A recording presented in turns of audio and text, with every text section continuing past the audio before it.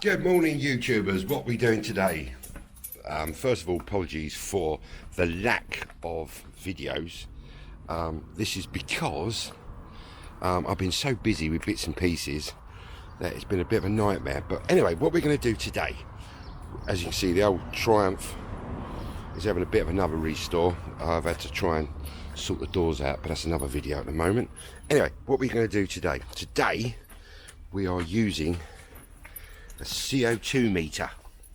All right, Hazel, what are you up to, girl? We're going to use a CO2 meter, and we're going to try to use it on an old World War II German motorcycle. There's the exhaust pipes. So what you do, now this one's a 12 volt system. This is a 12 volt system.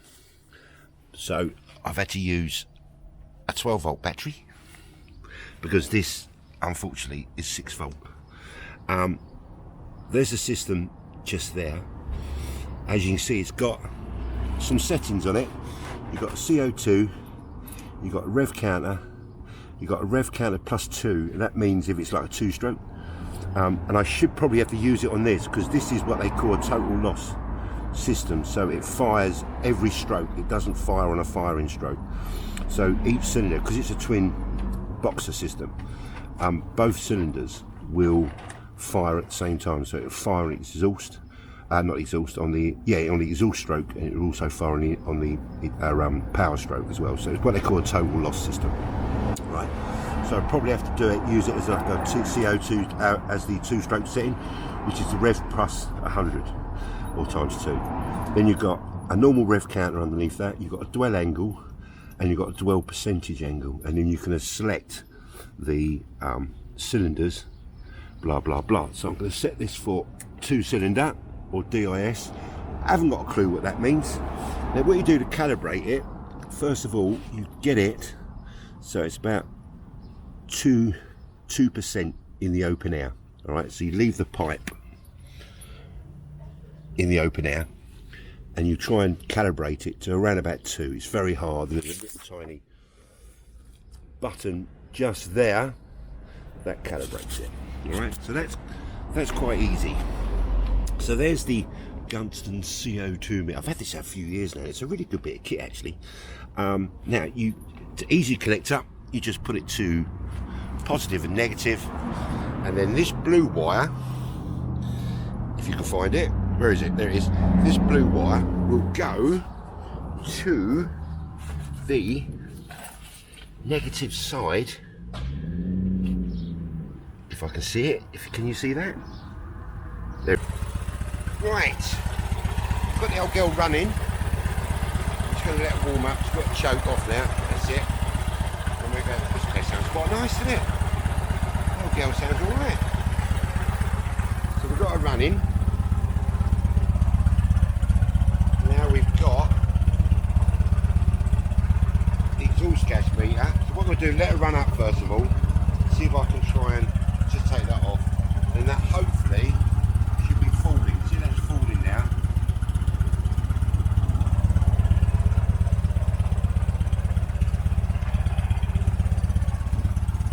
So the meter itself is actually falling back down, so I had it connected up.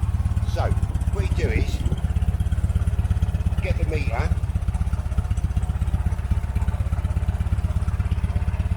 and what we try and do,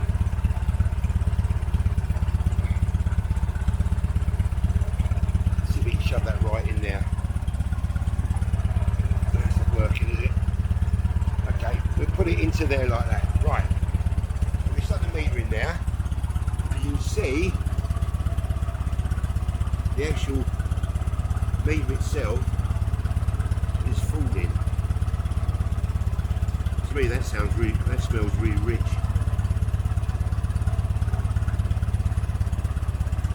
I don't know if this is working, you know. We've got the revs.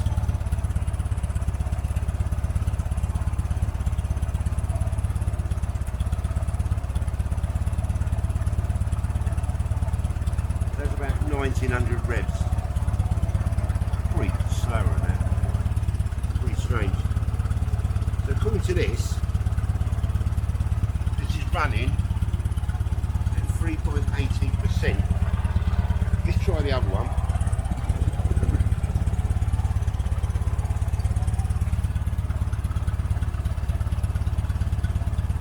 You know, that's going up.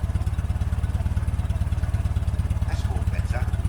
See, I still reckon that this cylinder here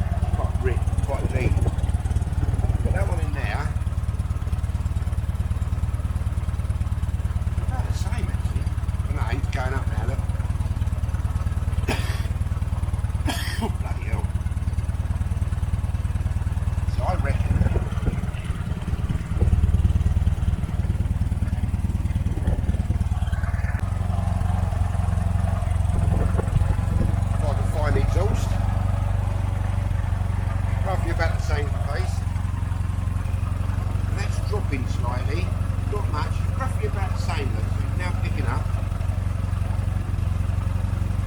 4.3, roughly about the same, which is not bad. And that's on half advance as well, because on this you've got the manual advance and retired. So what about half retired? So if I bring it right down, it'll bring the engine right the way down to about 5% before top dead centre. So you should find this should rise, which is what it's doing, but it's not burning the fuel efficient. Look at that, so it's now 4.94. Drop down a little bit, I can try the other side.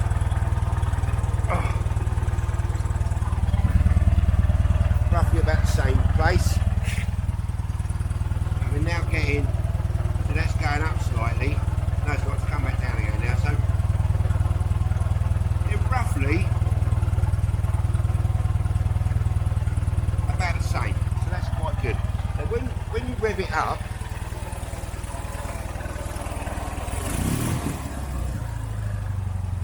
what you'll find the CO2 meter will drop like it's doing, and then it will then pull back up again. Can you see what it's doing now? It's now going back up to about 4 slowly. Then we rise back up to about 4.5, about 4.3, something like that, slowly. So that's it really. As you can see, it's idling quite nicely. Pardon me, the idle's quite nice on it. That's really about it really for a CO2 meter.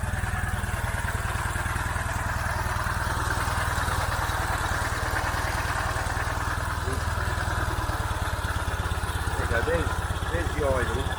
That's fully retarded, so that's about 5% before top dead centre. When you advance it, you'll hear the engine revs go up. Now that is about 38%, 38 degrees before top dead centre. That's on fully advanced. There you go, so just bring the engine down a bit. Let's see if you're running right actually. Yeah. Just tune it on. So we've got on the left hand cylinder 3.74, and on the right hand cylinder